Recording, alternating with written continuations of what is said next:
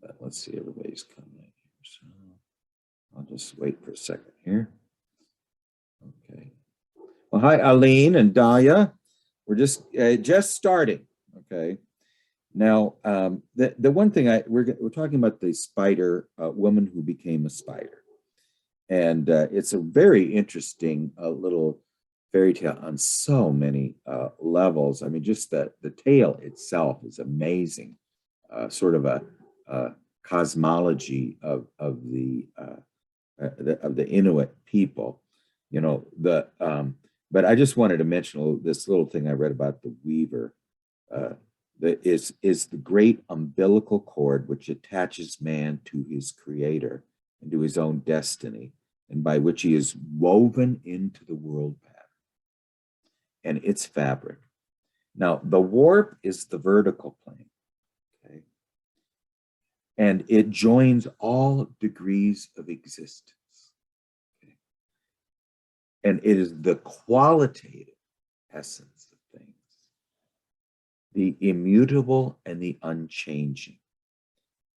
It's the forma, the masculine, the active, the direct. And it's the light of the sun. That's the warp. Okay. Now, the weft or the woof, which is the horizontal aspect, is nature in time and space. It is the quantitative, the causal, and the temporal, the variable and the contingent, the human state, the materia, the feminine and the passive, the reflected light of the moon. And the warp and the woof, the warp, the vertical, the woof, the horizontal. The warp is the qualitative, unchanging. The woof is the variable and the quantitative. They form a cross at each thread, and the crossing symbolizes the union of opposites, the male and female principles united, the male and the female principle at every crossing. Alternating colors depict the dualistic but complementary forces of the universe. Night and day are two sisters weaving the web of time, the spatio-temporal fabric of the cosmological creation, you know. And the spider is a lunar animal because the moon, owing to its passive character, in the sense that it merely reflects light, because its waxing and waning phases is related to the world of phenomena, you know, the idea of,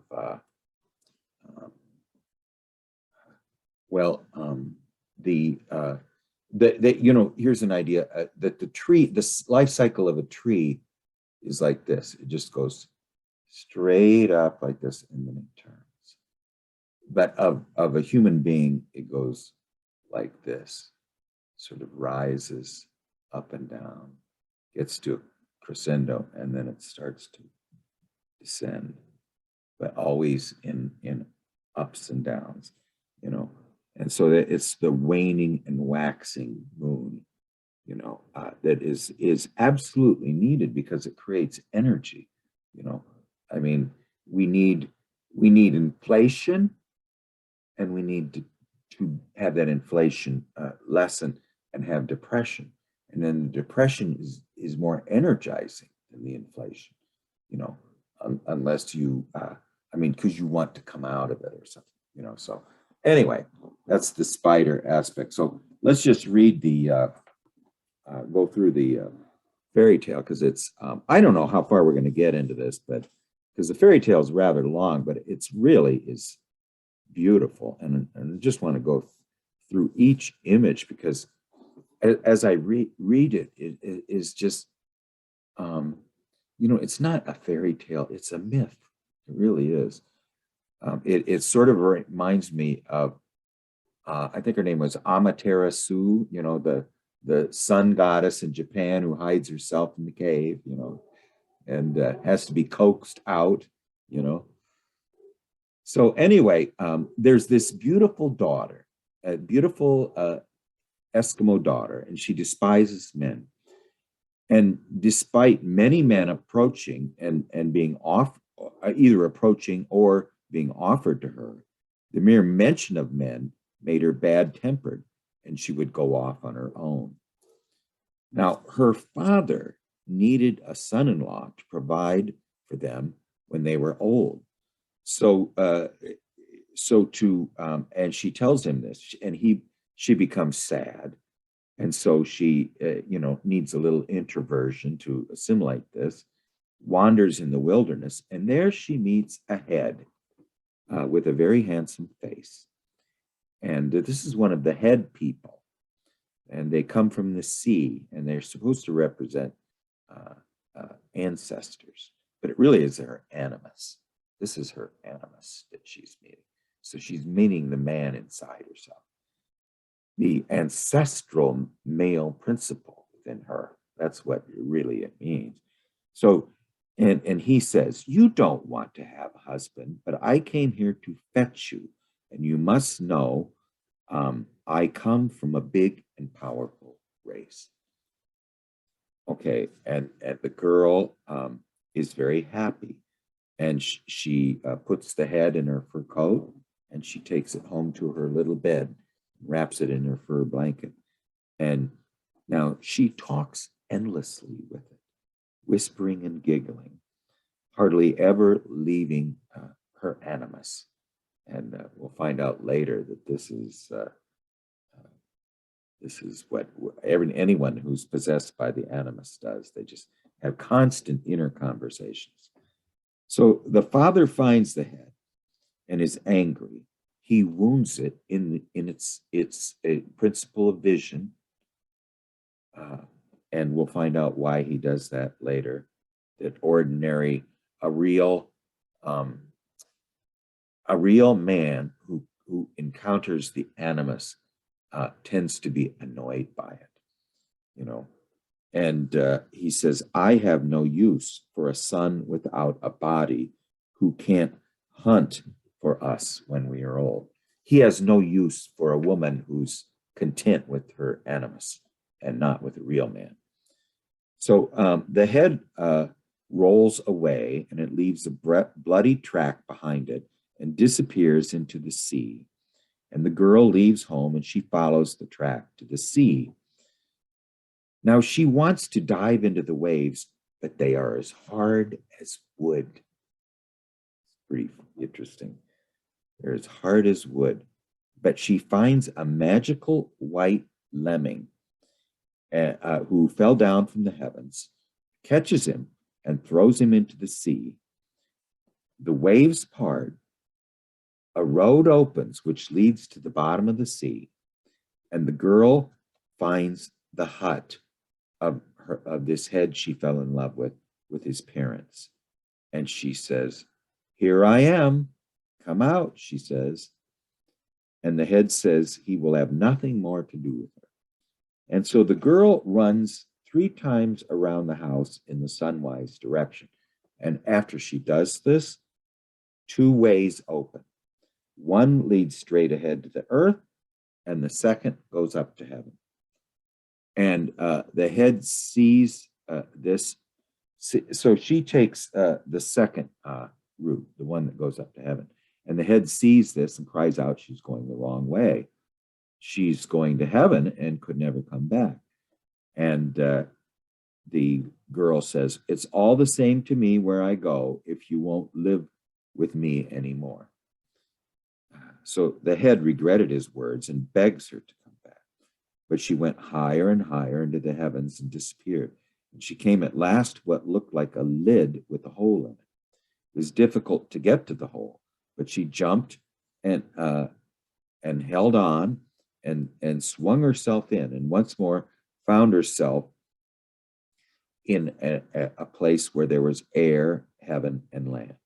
And she sat next to a lake, and she was going to die there and let her body disintegrate. But while she's sitting there, she sees a man in a kayak whose oars, kayak, and harpoon were all of shining copper. Okay, now they're all the color of the full moon. And so she sits silent in the deep grass, hoping no one sees her. And the man starts to sing. A woman's breast tempts the kayak who crosses the shining lake to caress her soft cheeks. And as he finished the song, he raised one arm high and dropped the other. And then she looks down and she's naked from the waist up. Her coat and her fur coat is lying in his arms. Then he says again, a woman's breast tempts a kayak who crosses the shining lake to caress soft cheeks. And then he does it again, and the rest of her garments come to him. And he does it a third time, and she loses consciousness. And when she comes to, she's in the kayak with the man. And the man rows away, far away, and neither speak the entire way. And then they come to a place where there are two houses, one big and one small. And in a stern voice, he says, you must go into the big house, not into the little one. Okay, the girl does as she's told, and the man rows away. Now, this house was dreary and gloomy, and a small woman runs in. She wore extraordinary clothes made of the gut of a bearded seal. She's small because she's Spider Woman. She's this human aspect of the spider. And she tells her she must come to the small house as this man will kill her. And the little girl, she goes in to the small house, and there's a little girl sitting on the sleeping bench. And this heroine sat in there and didn't think about anything. She thought she was dead, but was told that she was saved, but the man in the lake would soon come and be very angry, and the woman would help her. So she gave her a cask filled with water and with 4 pieces of whale skin, and said she should hide, and when the man came, throw the pieces of whale skin in his face. So the man sits by the sea and tells her he will not harm her, and then she also can't hide from him. And then he flew through like an air, through the bird like a bird, and circled his house 4 times. And then he comes to the small house, and he picks up his bird arrow, but said he would not hurt her. And then the girl throws the whale skins in his face. He falls down out of the air and lost his strength. And then the 3 women go out and go into his house, which is the house of the moon spirit. This is really where it gets very interesting. The man in the moon himself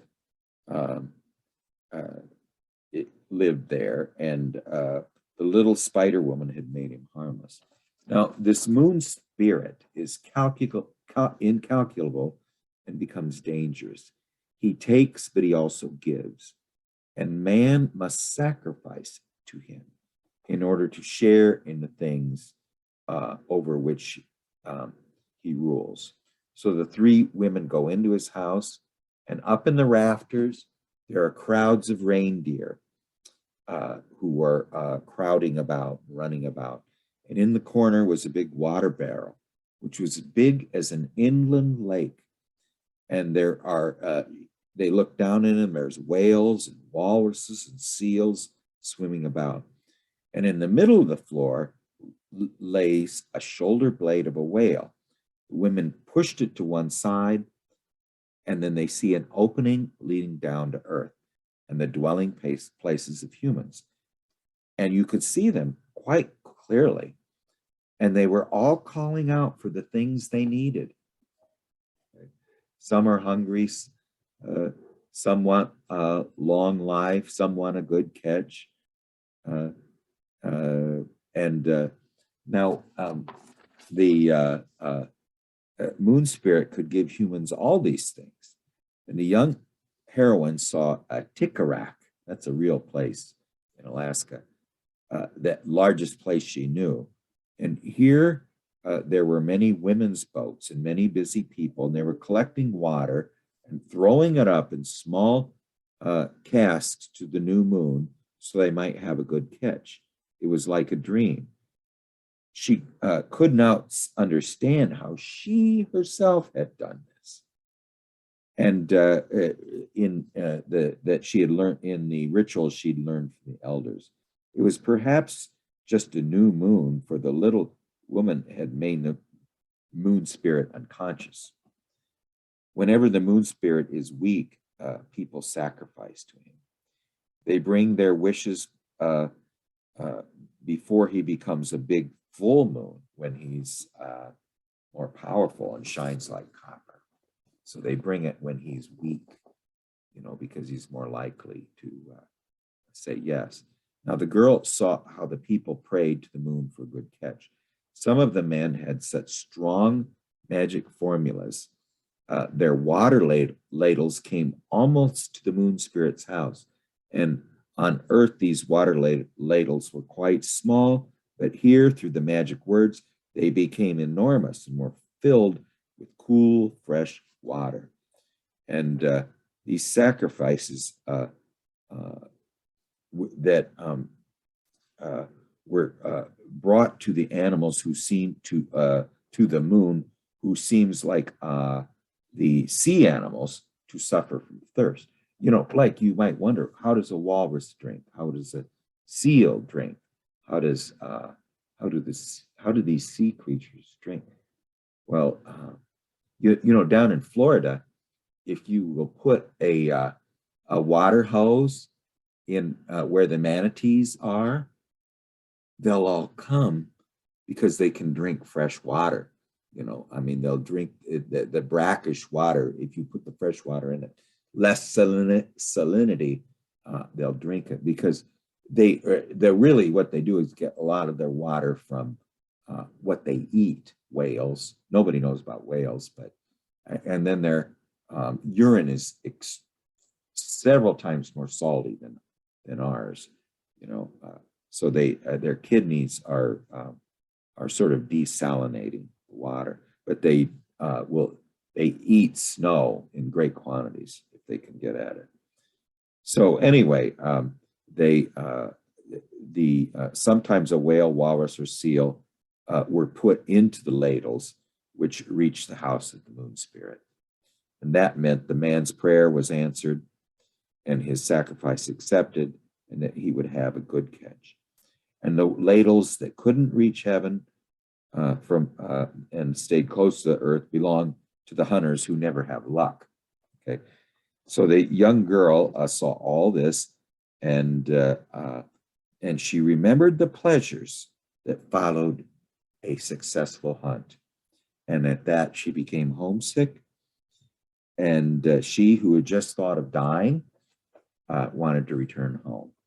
Now, the old woman, the spider woman, and her companion felt sorry for her and wanted to help her get back to the earth. So they made a rope out of the sinews of many animals and rolled it into a ball. And the woman said, "You must shut your eyes and let yourself down like a spider, because if she doesn't, she'll be a human too soon and she'll drop to her death. But as she's descending, she has to be a spider. And but in the minute you touch the earth, you must open your eyes quickly, and if you don't, you will never become human again." So the young girl fastened the end of the rope tight in the heavens and began to let herself down. And she thought it would be a very, very long way down, but she felt the ground beneath her almost immediately. And it was sooner than she had expected. And it happened so quickly, she forgot to open her eyes and was quickly enough and was changed into a spider. And from her come all the spiders in the world, all come from the girl who let herself down from heaven and forgot to open her eyes. So anyway, that's the fairy tale. It's pretty amazing, really. I mean, some of that cosmology is really seems like it's actually somewhat relative to what shamanic people see. this is actually, later, von Franz says that this is a shamanic journey. It's every bit of it is a shamanic journey. So anyway, let's just, we'll start and with the commentary as far as we can get, but it's so good. I mean, you're going to learn, or we're going to learn so much of this. The girl in the story is odd. She's out of ordinary society since she rejects the usual human fate of getting married at a certain age and continuing the instinctual life of the tribe. She doesn't want to do it. You know, she's odd. She's not ordinary. And the story ends badly, which is typical for many primitive stories, but it's also typical for our modern civilization. She breaks a taboo. She wishes for something special. She's evaluated negatively, and it leads to a fatal end. She wishes for something special against the ordinary rules of life, and it ends in hopeless tragedy. Okay. Now, this occurs in some other fairy tales that she mentions, Amor and Psyche, and what was called the Lion Lark, where the girl wants a special husband. And the father tells three, this is in the Lion Lark, the father tells the three daughters he's going on a journey, asks them what he should bring. Two say jewelry, third a lion lark, and who's an animal bridegroom, a ghost groom, with whom she finds great happiness. So in Amor and Psyche and in Lion Lark, the girl's special wish is positive, and it is for a girl. But here is a girl who didn't want a girl and doesn't get a girl. Doesn't she got the Animus, but her real world father wouldn't accept it. So now here this girl seems to come back to nature when she sees the hunt, and she remembers the pleasure of getting food, of getting sustenance. The nourishing aspect of life sort of awakened her longing to be alive. And here this girl comes back to earth, did not open her eyes quickly enough. And so this simple mistake makes the whole difference. Now, the natural conclusion would be, had she opened her eyes at the right time, she would have become a shaman priestess who would have known about the mysteries beyond through her own experiences. She could have told everyone, and could have told everyone about things on the other side. And she would have acquired the reputation of a great shaman, a woman who knows and who has had personal experience of the collective unconscious. Okay, now that is describes someone who's integrated the contents of the collective unconscious, like any one of us. Now, the initiated person who, through their special experiences, would know what is happening in the unconscious. But her minor mistake of not opening her eyes quickly enough when she returns to Earth gives the story its negative flavor.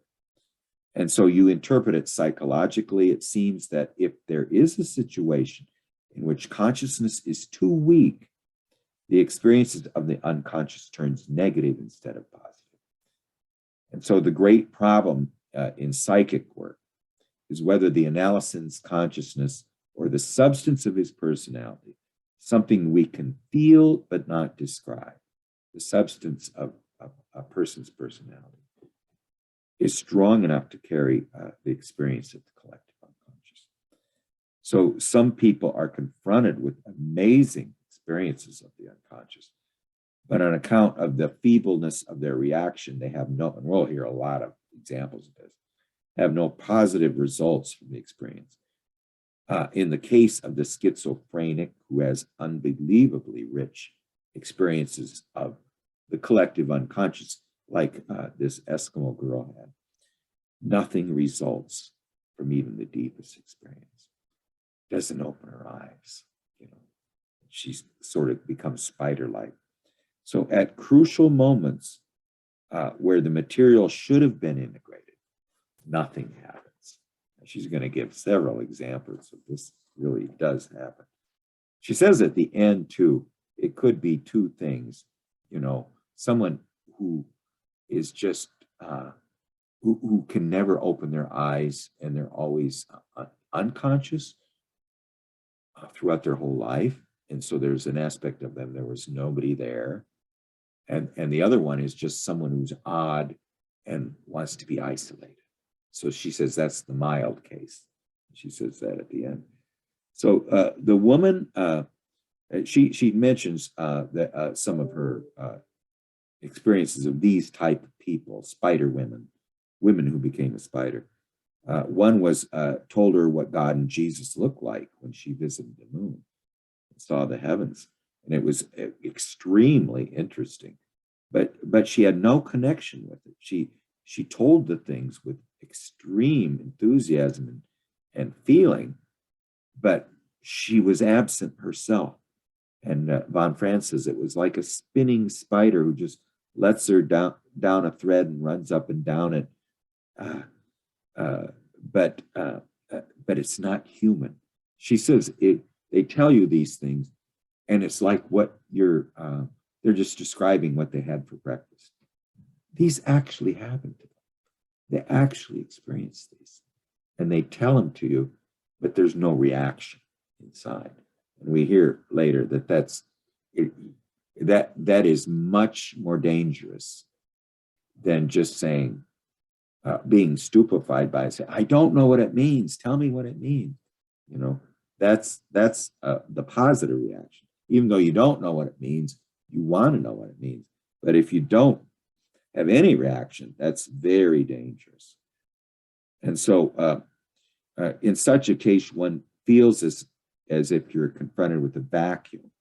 You have this astonishing material, but there's nothing human in it. I don't know if you guys remember the seer of Provorst.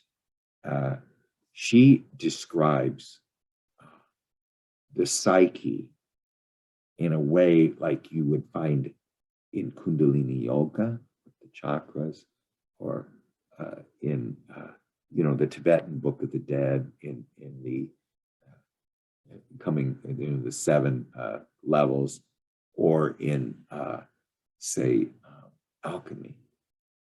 And you would not believe how she describes it, but she never did come out of it, but somebody wrote it down. So the spider woman was told the girl in the story to keep her eyes shut until she reached the earth. The journey to the earth was no great distance. It did not seem that she kept her eyes shut through fear. So more likely, she did not want to face the return to reality. Now we're going to go into this in depth, okay?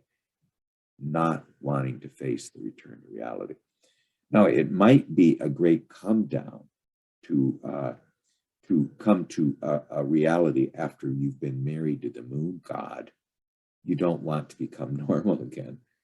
So very often there's a tendency in people who don't want to come back, that there's a conscious decision about it. I want to stay married to the man and the moon god. So, and this actually does happen. I mean, she mentions an example of some man who they brought him out of a psychosis, and the doctor suggested that he, could possibly return to normal life. He says, "You're not tricking me," and he runs back to the most where all the most mad people are. So that there's a certain amount of conscious decision. So now for a return to the misery of this world, and this was what this man said. His father was alcoholic, his mother was a prostitute, and he just could not. The misery of his world was too much for him. So he was happy in his sleep, like a rabbit who sleeps with its eyes open. The human being asleep, despite of the enthusiasm in which they relate these unconscious experiences, is a spinster, one who spins. That's what it means. It's a web weaver. a spider who does not open his eyes and come into this world. That's where it came. Now, she's going to talk about the head people, but it's really the Animus that we're going to talk about. The head people are people who lived under the sea. They're these ghosts consisting of only a head. They're considered rather dangerous. They're spirits of the dead, pure essence of the dead, contained in the head, the skull or head people. And we're going to find out too later. It tends to be, now this is what she hints at, but just a kind of a clue. If you're possessed by the Animus, the lower Animus, you're not possessed by the Animus itself. You're possessed by the mother's Animus. You're possessed by the mother complex's Animus. And if you're possessed by the anima, you're not possessed by the anima herself. You're possessed by the father's anima. So I mean, it's the idea of the if you are possessed by the animus, it's not the real animus. It's the fake animus, which is involved with the mother. Now, she'll also mention the stages of encountering the animus when you reach puberty, which, Aline had a little comment about. We'll get into that, but it's not, it's an awkward thing when the animus or the anima appear. And you have to be very tolerant of young boys who are all full of feeling function and real moony about girls, and you're all these boys who before just played war games and cowboys and Indians, and suddenly they're getting all moony about girls. Well, they're very awkward with the feeling function, where the girl starts to become, full of all these thinking aspects. And then her father tells her, "Oh, don't study Greek. You're not capable of that." And in both cases, you need to let it ride. You need to have a healthy discretion until they figure it out themselves. So we're going to go into this in depth. I know we're not going to get it done today, but it's worth spending time on. So the girl is attracted to really the animus instead of a human bridegroom. And she's very happy with the animus. And the head people are a marvelous illustration of animus possession. This abstract formula of a woman married to a head is what animus possession. She's unattainable and unapproachable on the human side because she's married to the animus. And she's in constant conversation with an autonomous spiritual factor within her, whom she enjoys long inner conversations. And von Franz says, if you could watch yourself when you're possessed by the animus, and one never can, she says, you can never watch yourself when you're possessed.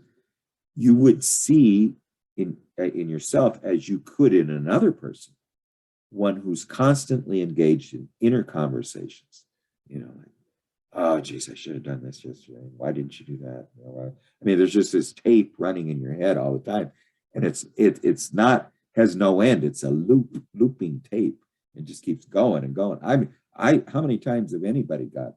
That's just pretty much an everyday experience, So if one could, the thinking about and discussing things, one cannot tell other people, and one cannot interrupt it, for it is completely involuntary. It is happening. You can't interrupt it. It just keeps coming and coming. You don't have an Archimedean point outside from which it can be seen and say, look at what I'm doing there. So only the onlooker notices the animus possessed woman is linked up, even though she doesn't know it. She's linked up in a conversation with an inner spiritual process. but there's no development because she's unconscious. Okay, but it's an inner voice anyway. So she's so into it, she can't see it. So such women appear to be not quite there. And it's as though they have something up their sleeve and they seem to keep something to themselves. Now, this girl, let's see. Now the head is a wonderful image of the animus with its opinions and its musings going on all the time. You know, it's a head. You know, Jung said that we're all decapitated heads. None of us have bodies anymore. You know, and as we go through this, you know, do bears have this problem? You know, do horses have this problem? I mean, the whole idea is there's a price to pay for this magnificent awareness we have. And that is that we're like Jack and Jill rolling down the hill and trying to find the center and orientation is not innate. You know, you need to, the only way you're going to find it is usually what Jung said, the only way you find it is by how you cure your own foolishness, let's say. You have to lose everything you have, like Job. You have to lose everything you have. And then when you hit bottom, then you reach maturity. Now you are going to come out again. This is the night sea journey. You've been dismembered. Your foolish infantile self has been cut up into pieces. It's been put back together. You come out again, but now you are mature. Okay. Now this is actually, I think, what happens in near-death experiences. All our infantile aspects, if you take it seriously, have been burned away. You know, so now we look at life from a different spectrum. We finally become human, and we finally become conscious. You know, and now we realize that reality is not in the outer world anymore. Reality is comes from the wisdom that created us, and the fact that we have to reconnect with that wisdom, like the bear already is.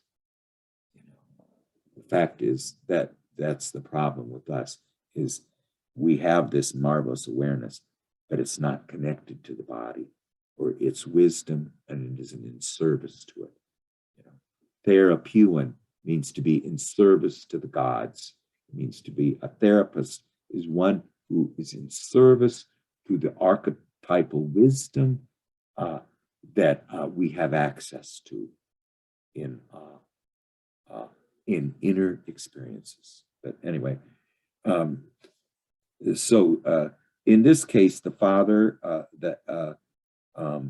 hears the head husband talking, which often happens, and animus possession in a woman is irritating to a real man.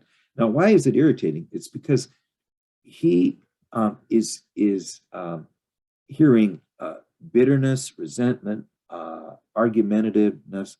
This is not what he needs, what he's lacking. What he's lacking is the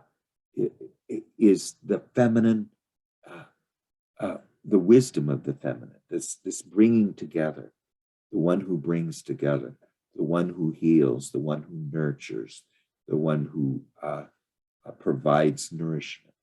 Now that's what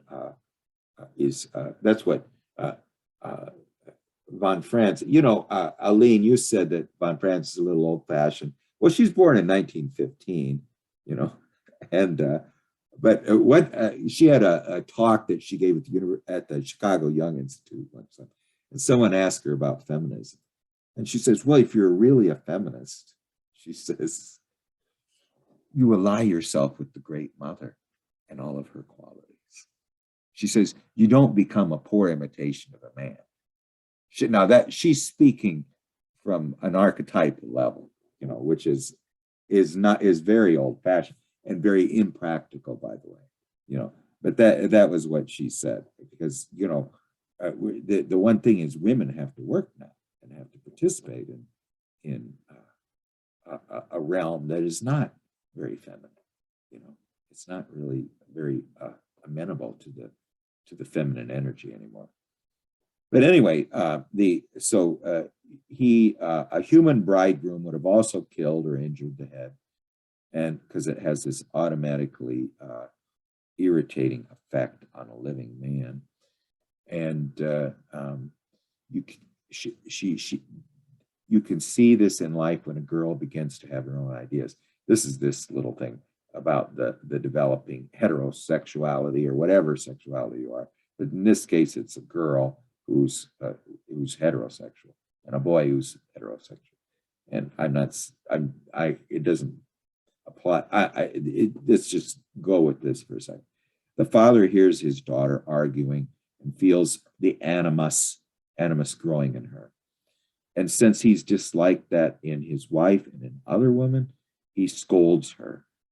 And it's this age-old tragedy at the beginnings of mental activities in the daughter is smashed or doomed by the father's scolding and his reaction.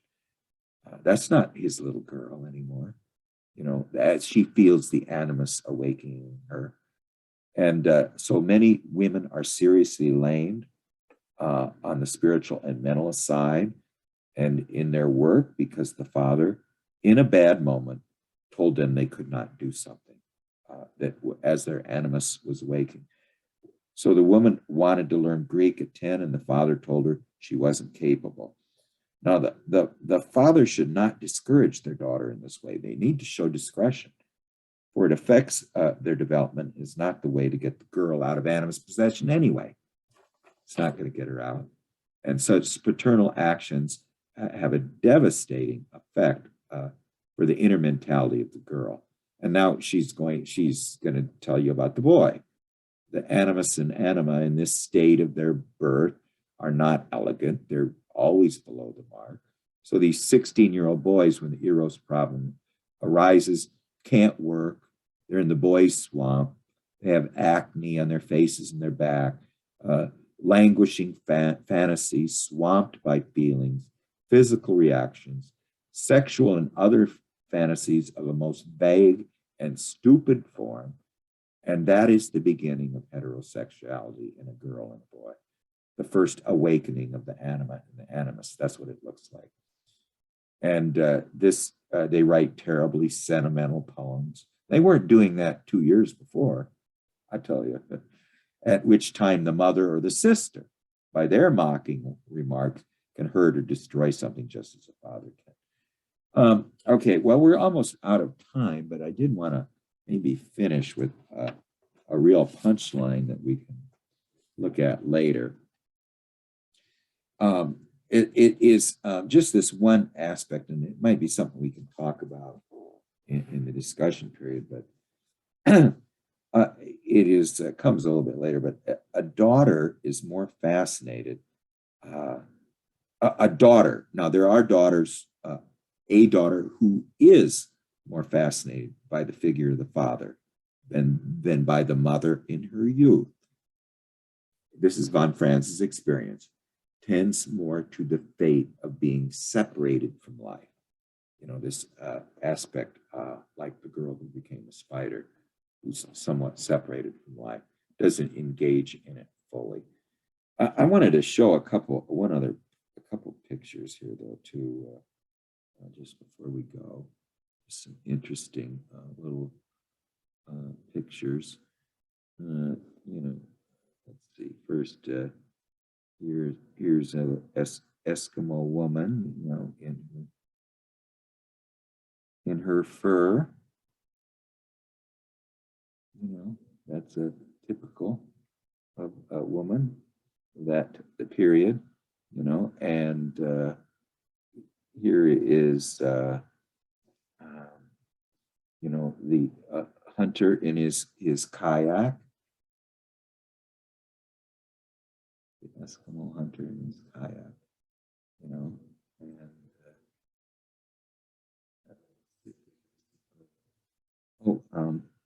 they're very, their ladles are not something that are taken lightly. You know, they have these ceremonial ladles, the ones they throw the water up to heaven with. You know, when my grandpa came here from Norway, or it was my great-grandfather, the only thing he brought was a carved wooden spoon. That was the only thing he brought over here from Norway. I guess he thought it was pretty valuable, you know. I wanted to show you one other thing. Now, next time we're going to get into Newt and to Geb, you know, where the, you know, the moon is typically feminine and not masculine.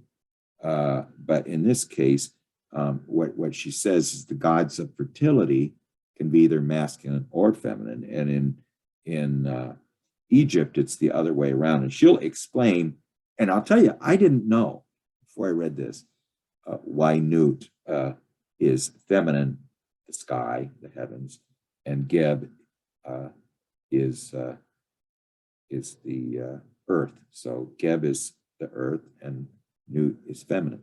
And she says this has to do with in Egypt, concepts and ideas are taken as concrete things. You know, immortality means to preserve the physical body. And yet moods and feelings and emotions are spiritual. Now, those are feminine things. And so they are not concrete. And so now the sky is full of moods, feelings, and emotions, where everything on earth is very concrete, you know, as a concrete aspect, you know. And I just want to show you one other thing, and we'll talk about this a little bit more, but it's also a book I would love to read. It's called Women's Mysteries, and it's by Esther Harding. And it started out it was in the Dream Seminars.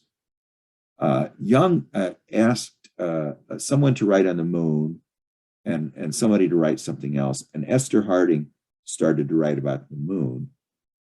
She's founded the Young Analytical Society in New York, along with Eleanor Bertine and Christine Mann and Joseph Henderson, too, was involved in. But anyway, this comes from her book, Women's Mysteries, which is just a wonderful research of feminine archetypes. Now, this is an actual dream a woman had, that she dreamt about the phases of the moon. And in each phase of the moon, her body was clothed in a different proportion of fish skin, okay? So as the moon became more full, the fish skin disappears until when the moon is completely full, she's fully human, okay? And then as the moon starts to wane, the fish skin comes back, and it doesn't show the dark moon because it didn't even appear in her dream, because at that point she's completely covered. The fish, she's a fish. There's no human aspect in her. But this was a dream that a woman had, and it's just a wonderful book. It's just an absolutely wonderful book. I mean, there's so many wonderful books, but I don't know if there's anything else. I mean, that we could talk about. Well, I guess not really. Well, why don't we just discuss it? I don't know if we've got enough to discuss, but let's just hear. I'm Gary. Why don't you, if you want to lead the? Oh yeah. Well, this time actually, Annette's going to lead the sure. discussion, and I was also going to say, you know, anybody that's interested in, you know, leading the discussion, just shoot me or Craig a note, and that way, you know, we'll kind of have different flavors, if you will. So take it away, Annette. Yeah. Oh, sorry, Gary. I actually misunderstood you. I thought you were only talking about my exercise earlier on to moderate that. But I think I would need your help here with this part because Oh, sure. yeah, is that okay with you? Yeah. Yeah. Yeah. But, No. I think what I was looking for is, for for you to like jump in with comments and things and, Okay. and kind of like your take on things as well, Mhm. Dahlia, would you like to lead off? Okay, I usually I need some time just to download my ideas. Oh, I hear you. I hear you. I was kind of struggling with this one. I'm like, oh my gosh, I just do not have this integrated yet, Yeah, the same. But I have a question because I was thinking about the Eskimos and the moon, and that they have it is like inverse switched. So maybe it's related to because they have like, I think half night, half of the year they have night, and so they see the moon. Or they should be something very different, in my opinion. Maybe anyone knows? Yeah, well, she actually they- does. Yeah, she does tell that. What would it be like to have the masculine? She says typically this is what happens, is that when a man goes on a hunt, okay, he now in this case, in the case of the Eskimos, they don't really like the moon god. They don't love him, but they know that he controls the hunt. Okay, I mean, and they have to, sacrifice to him, and so he's sort of the great hunter, this great hunting aspect. Because you see, he paddles his own kayak, he has his own harpoon, and so he's sort of the great hunter in that aspect. But what she says, typically, a hunter. And what's interesting is in the northern hemisphere of the Earth, the northern hemisphere in the high near the Arctic, you can go all the way around the globe, and these hunting traditions are almost all the same, because it is an idea of you're tracking very large animals. And there's hardly any sustenance that comes from the vegetative world, so this is even true on the buffalo hunting plains. And the encounter that the hunter has with nature, he penetrates nature, he goes into nature. And that's what they said, it's not important that you put your kayak out on the sea.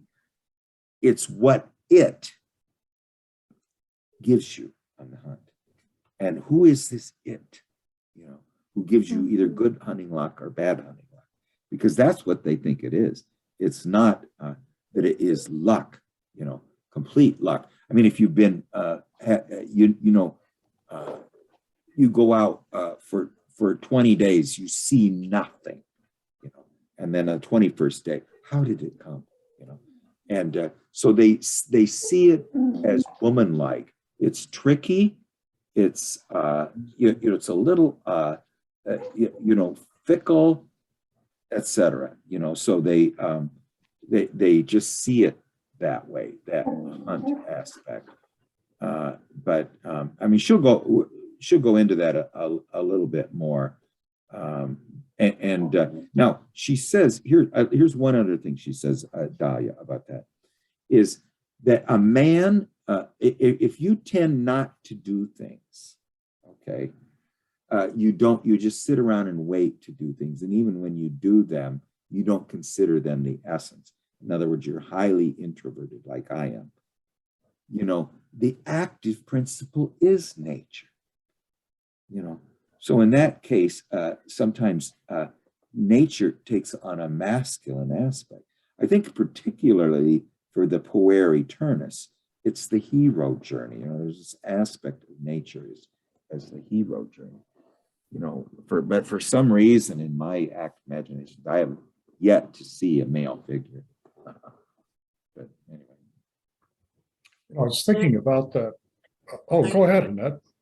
Following on from that, from Tanya, I was also wondering, yes, that the male and the female is different in the northern half, and but it might also be linked, because I believe von Franz also says that a fear of spiders is often linked to a fear of the feminine, and a lot of people have that, and it might somehow tie in with the lower animus, you know. Probably the lower animus has a fear of the feminine, probably. You know, Dawn, who's in here, her really initial dream was about a really divine white spider, you know, and this is a dream that von Franz finishes with. I was in prison. This is of a woman who needed to turn within and leave outer activities and had to develop the imaginal side of her life. She was in prison, a dark, gloomy place.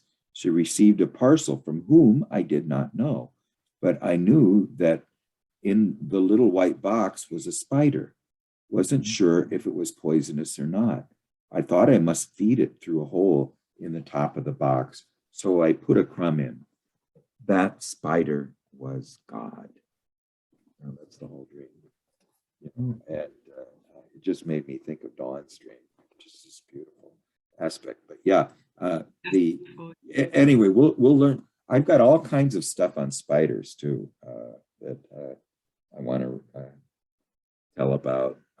The warp and the woof, the weaving, webs, spiders, the relationship with the Great Mother, the umbilical cord aspect of the spinning of the thread that the spider uses. There's this wonderful, this one person had a near-death experience, and they were in outer space with some feminine aspect, and there was an umbilical cord tying them to their body on Earth, you know, and they looked down on it and felt really sorry for it. They just realized how pitiful they were down there, and how there was none of that here, you know, and but they are always tied to that, us with the umbilical cord. But anyway, we'll go, I think the one thing I would say too is that all this type of thinking we're doing is called imaginal thinking, and it's the opposite of directed thinking. But this imaginal thinking is reality. So all of this stuff we're talking about, in whatever main symbols and images it comes up at, you're really talking about, in every single thing, you should feel an energy that you're connecting with something somewhere. You have a spider's web or something. You're coming into to the real reality, because you know, von Franz says this outward world we live in, we have this strange illusion that it's reality. Did the streets and the stoplights and the car and your cell phone, did they create your body, you know, and is that what your nature is? I mean, it's all this strange aspect of of what the bear does not have to deal with. We have advantages out here, but we don't. And you know, the other thing is the great contrast between the Eskimo life, which is every bit as human as this crazy life we live in the big cities. I mean, it's a wonderful way to look at being alive, is to see it, that this is the reality for them. Aline, would you like to comment next? Oh, you need to unmute. Fine. Okay. Yeah. I remember reading Top of the World when I was in college, and it's about the Eskimo cosmology, culture, the customs they have are amazing. Like if a stranger comes wandering onto the ice or into their huts, everybody sleeps with this stranger. I guess opposites, male sleeps with female, female sleeps with male. It's just communal property, which I thought was really interesting. And that's the only thing I remember about that book, except it being so other from anything I'd ever experienced in the 60s, you know. And but the spider as totem, I thought this story was amazing about animus possession. But spider is a totem animal. I used to be a weaver, and the American Indians had totem animals, and mine was a spider. And because I was a weaver, and it was weavers of romances, you know, you're a weaver of romance.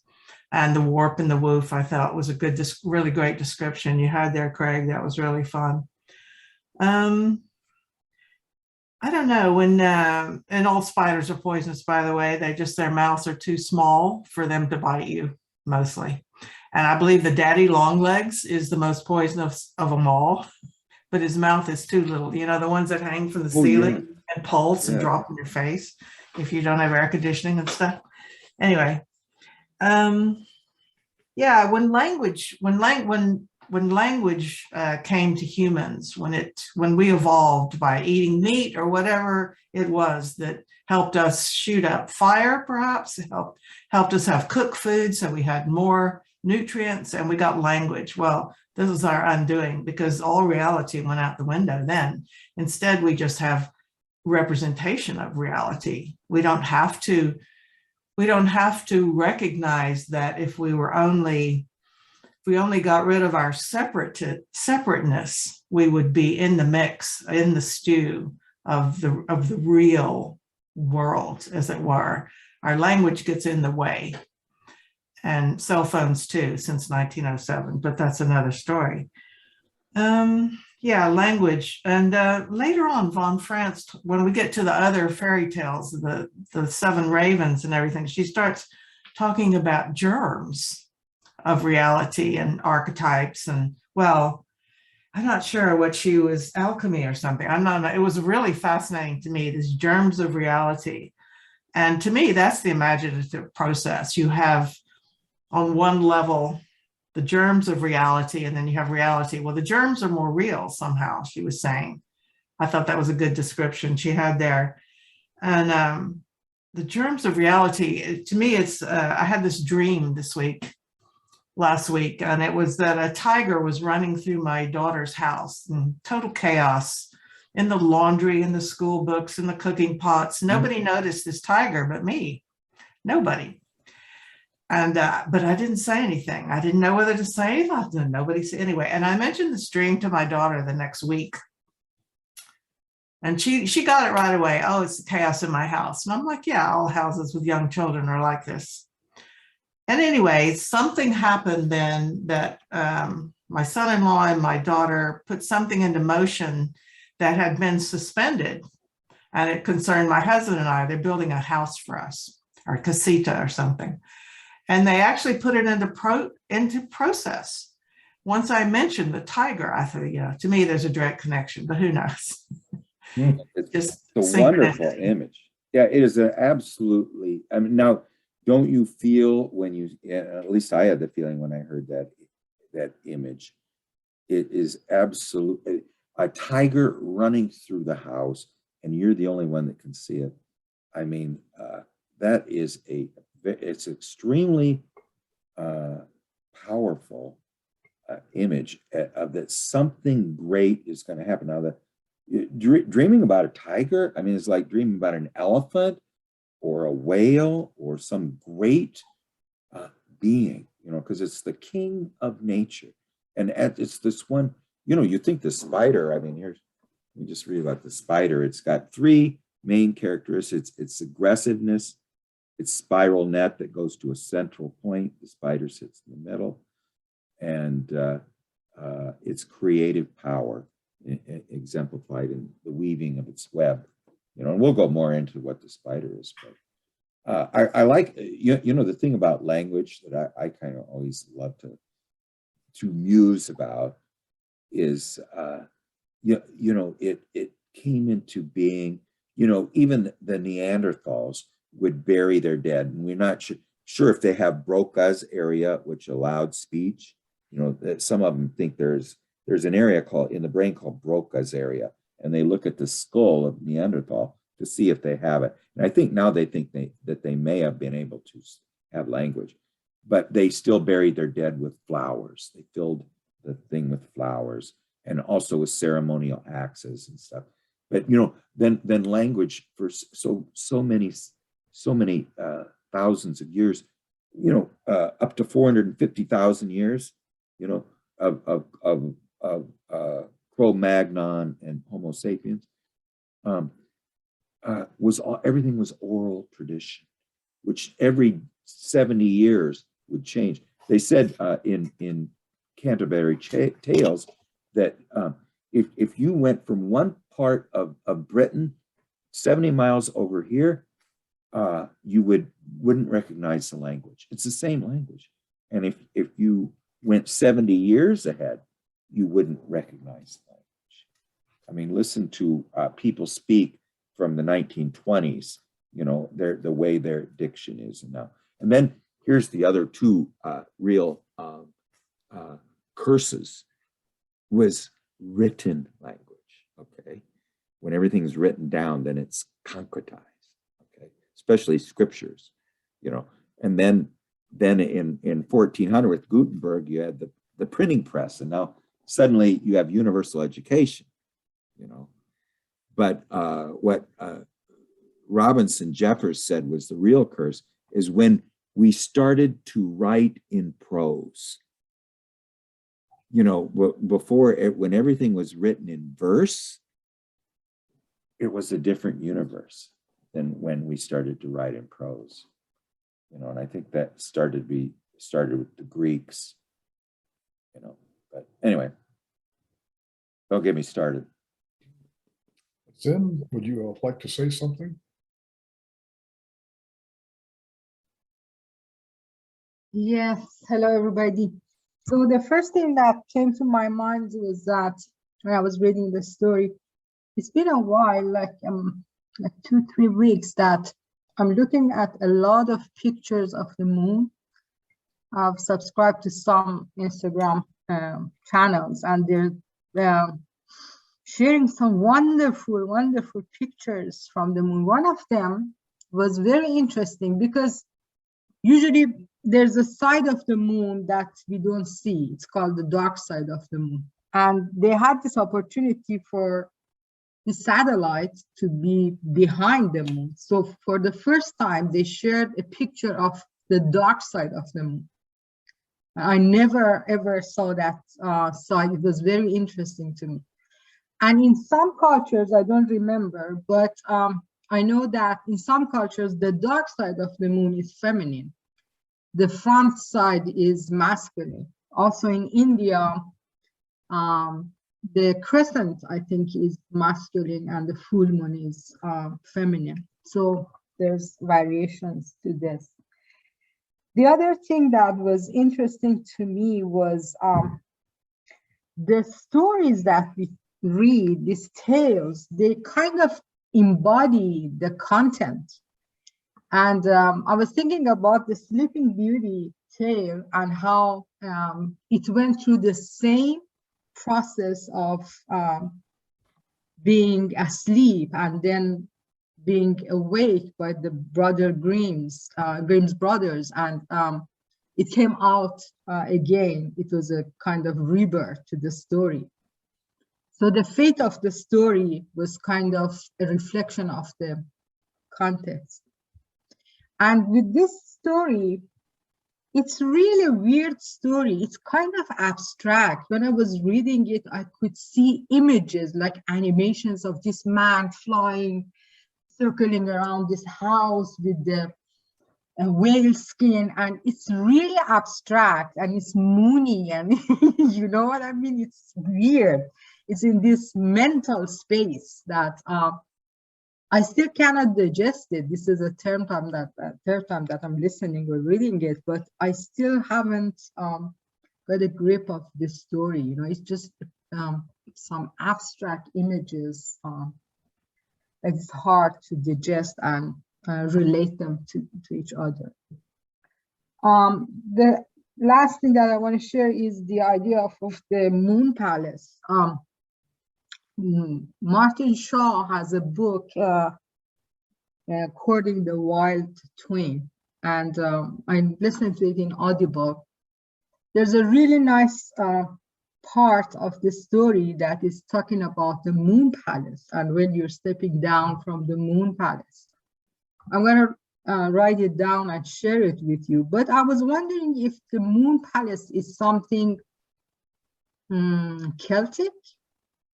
If anybody knows about the idea of a moon palace, because Martin Shaw usually shares Celtic stories. So, and this story is kind of about the moon palace, right? I will have to check that around, but I don't know at the moment. I don't recognize the moon palace. I recognize the purple palace, but not the moon palace. What palace? Purple palace, I recognize. Palace. What is it? Is it close to this idea? It's about creativity. Oh, yeah.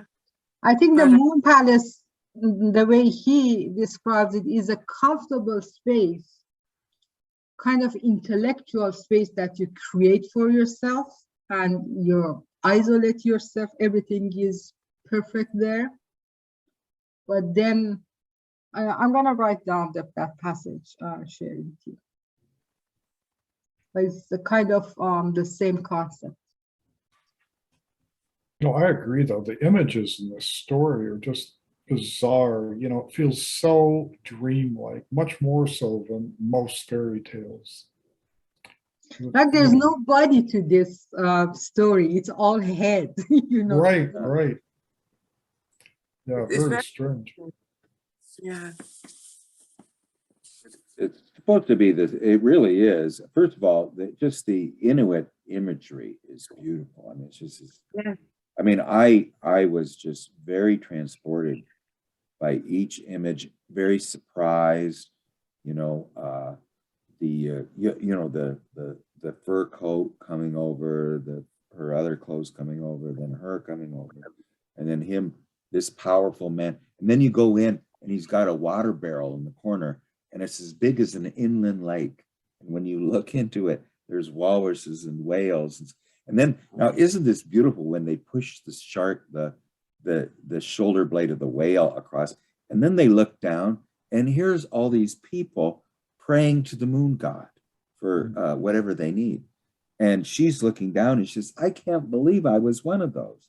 You know, I mean, it's just this, I mean, I could just see myself there, you know. I mean, like say you are, people pray today, okay?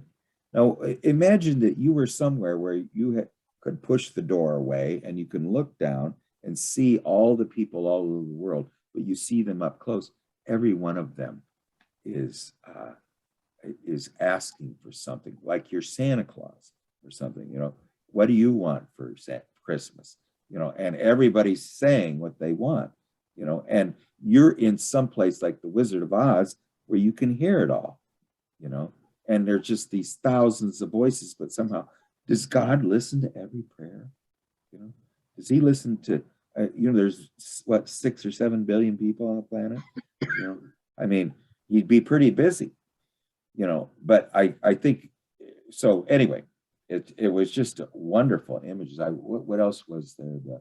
Well, of course, the head, you know, and then throwing the lemming into the sea, watching it part, and a road comes through, you know, and then she takes the wrong road. She doesn't take the earth road. She takes the, well, you know, it always says when the Spider Woman, now this is another Spider Woman story, the two brothers who want to find their father, Spider Woman tells them, go any direction but north, because their father is the sun god.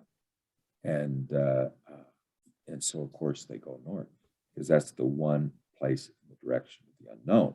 But what von Franz says, if she had come down and listened to the spike, but she says there was some inborn lameness in her.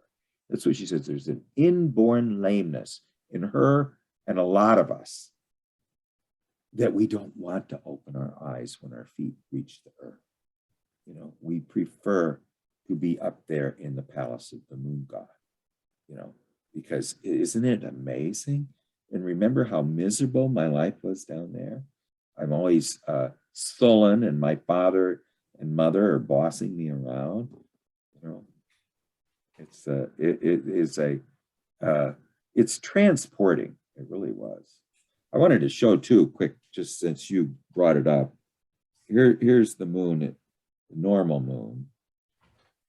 That's the moon we're used to, you know, with these very large, huge impacts of some kind of a celestial asteroid or large meteor that made these huge, what they call seas, really, you know. Okay, now, you know, when the moon has completely disappeared, the other side is completely light. So if you put a satellite back there, you can see what it looks like. So what does it look like? Let's see, because you just intrigued me. Okay, so this is the first time I've seen it, thanks to Azine. Right, that's the dark side of the moon. Now, what does that look like? It sort of looks like something with boils, you know, rather than craters.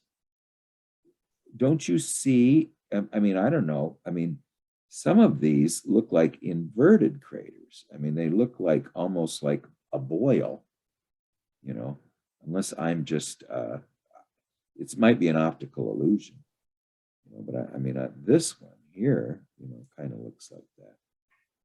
I don't know what I'm looking at, I guess, but it is certainly, that's the first time I've ever seen it. So it's the dark side of the moon. And remember too, that there would be, just interestingly enough, there would be no life on Earth if there wasn't a moon. You know, it somehow allows the Earth to not spin so fast or something, and so it won't spin off its atmosphere. It also, you know, controls the tides. You know, it's got a lot of, and if you read women's mysteries, you know, there is, you know, there is just a relationship between not, I don't think it's ever been proven. I mean, I think it's been proven that it is, but the woman's cycle and the moon cycle have sort of a supposed connection, you know, a lunar connection. But anyway, it's, I've always been very interested in the moon. There's another thing that this woman named Linda Fears David wrote at the behest of Jung in the dream seminars, which I'd love to do. And it's about the mouse. She writes a little thing about the mouse.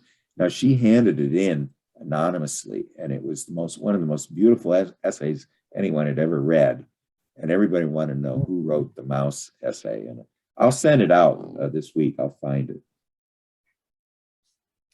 Kat, would you like to go ahead?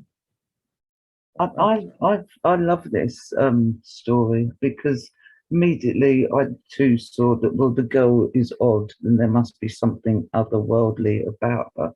But the thing I love about it is the fact of the head, and it reminds me over here of Bran the Blessed, and how his head was chopped off, but was a source of wisdom and ancestors and the dead and things like that. But it's also to do with King Arthur and like the Fisher King and things like that, because Bran had asked for his head to be buried at the Tower of London, but according to myth or whatever, King Arthur dug it up and saying that Britain didn't need those sort of talismans and things like that.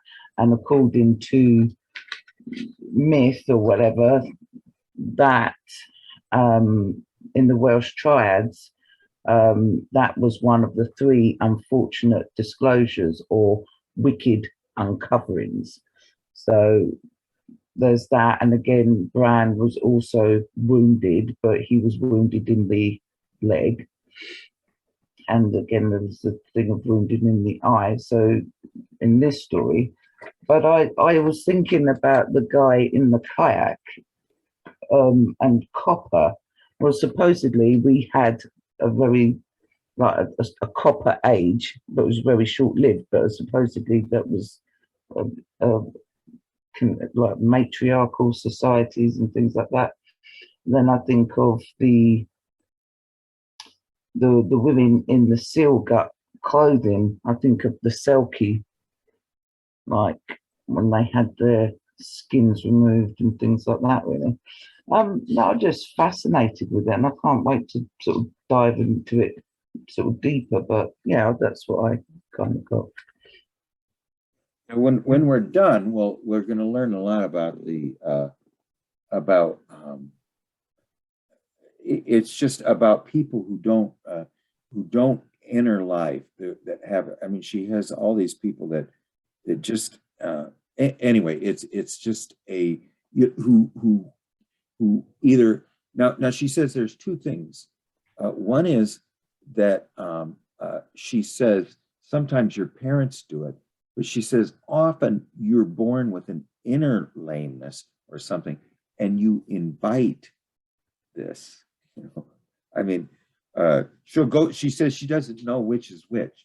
You know, were you born with an inner lameness that invited your father to? Well, because she says you'll have in one family, you'll have one daughter that's has a mother who's perfectly related to the mother, and the other one has has a real bad father complex, and she mentions one is that this one woman, her mother, her Nalisan, her mother would cheat her all the time, and out of money, and von Franz found that one time when she sent her bill, she had put in time there that she didn't really spend with this woman. So she was cheating her too. So this was a woman that everybody liked to cheat, you know. So anyway, it's pretty interesting. Do you have any comments for us today, Carlos? Are you there, Carlos? Well, I guess, yeah. Unless you have any comments, Gary, we can end a little early unless anybody wants. well, you know, I've got just one comment, and you know, I'd heard that the archetype of the anima is reflection, and then when you brought up the spider web and that, you know, where the web crosses, this represents the dynamic tension, and I thought, oh my gosh, you know, the dynamic tension of the opposites. Doesn't that sound like reflection? Yeah, well, a reflection, you know, in Marion Woodman's book about In My Father's House, she goes through the feminine energies so beautifully, you know, and one of them is reflection, you know, is that you, at the end of the day, and this was something Hillman said, is that you don't write what happened to you, you write what you reflect on what happened to the soul. This is a very feminine aspect. So you reflect on what happened to your soul. I have to, we'll have to go through that book In My Father's House sometime. The In My Father's House is a book about Marion Woodman's struggle against her own animus, her own negative animus, and also the fact that she was anorexic, and she spent her whole life sort of unrelated to her body, And so her healing path was to become conscious of the feminine. She did everything she could to know what feminine energies are, because she's a woman, but she was completely lacking feminine energy in her. She felt she was not conscious of the feminine energy within her. So her whole life was to become conscious of the feminine within her. Now, this is something that men need to do, but she's saying women need to do it. And it's really because this age is poisonously related to the thinking function, and the feeling function means nothing. Relatedness, eros, are very undervalued, where differentiation, facts, literalness, think IQ, mathematics, in its non-magical state are very overrated. But where did you hear about the reflection? Usually what Jung says is anima soul represents nature and the unconscious. She's the personification. Yeah, I'm trying to remember. It might have been Dennis Slattery. I can't quite pull it out. Well, it's personification of the unconscious. Well, I'm going to do something next week, but it will just be, that's the 26th or something. I'll just do something, but nobody has to show up. I'll record it. You can watch it later if you want. But so anyway, everybody have a very happy holidays, whichever, and thank you so much, Annette. Now, I did record Annette's session, and what I'll do is I'll put it on a private YouTube, and I'll just email it to whoever was here today, Okay. So yeah, no one will be able to see it except the members here, and anyway, we'll have a happy holiday, Aline and Kat and Dahlia, and a very Lithuanian Christmas, and a very UK and Irish Christmas, Texas Christmas, and Sacramento Christmas, and Omaha Christmas, and Carlos, I think Mexico City. And Don, you never told me where you live. I'm not sure. Okay. All right. Feliz Navidad. Okay. Well, thanks everybody. Yeah. So next week you will be here? I will be here. Yes. And I'll just be here. I'll just be start at 11 if that's okay. Gary, you don't have to do a meditation unless you want to. Unless you want to. We can start at 10. Yeah, let's not do the meditation, because I don't think we'll have anyone. We'll only have probably a couple of people. Yeah, okay. Well, I'll start at 11, and we'll just I'll bring something, and then we'll have a little discussion. Maybe I can bring that little thing about the mouse. So anyway, thank you everybody, and we'll see you in 2 weeks or maybe next week. What is our next reading going to be? Okay. Our next reading will be the fairy tales that you mentioned right after. Okay. That now I will we'll finish. We only got about half through the Spider Woman. Okay. I think it's worth going through the last part of it, but then we'll start right after, and we'll go all the way through the feminine fairy tales, because it's very worth doing. Close, doing it very, sort of, so we understand it to some extent, and then after that, I might, we'll vote on it, but, or, maybe get some suggestions, but I mean, Marion Woodman's My Father's House, Women's Mysteries, The Living Symbol, which I just think is one of my favorite books of all time, which is the analysis of a woman by one of the most accomplished youngins there is. And like I say, the whole thing, he is just amazed and astonished by what happens, flabbergasted, as he says, by some of her dreams and visions and things like that. But anyway, let's go through the feminine and fairy tales, because I think it's worth it. These are beautiful tales, and at least we get a flavor for what It means to amplify a fairy tale. I want to say one thing, just for a second, is that when she mentions these people who are unconscious and have all these fabulous images, fabulous archetypal material coming through, this is where the fairy tales came from.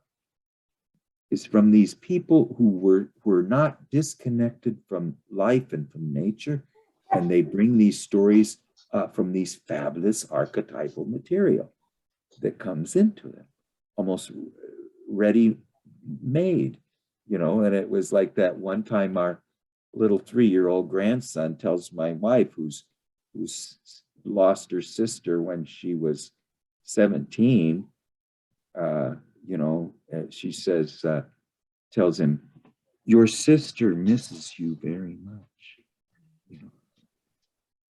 And I mean, he was someone who's open to the archetypal world, 3 years old.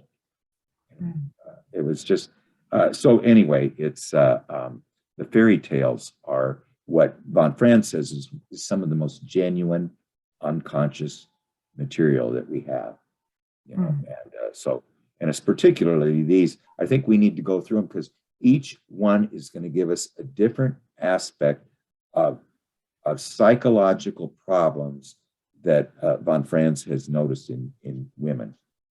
Am I still here? Yes. Yes. Yeah, okay. All right. Anyway, so Aline, we'll just continue with this and maybe start on the next fairy tale if we finish early. Okay. So we'll see you all either next week or 2 weeks from now. Okay. Bye, guys. Bye. Bye. Thank you. Bye-bye. Bye.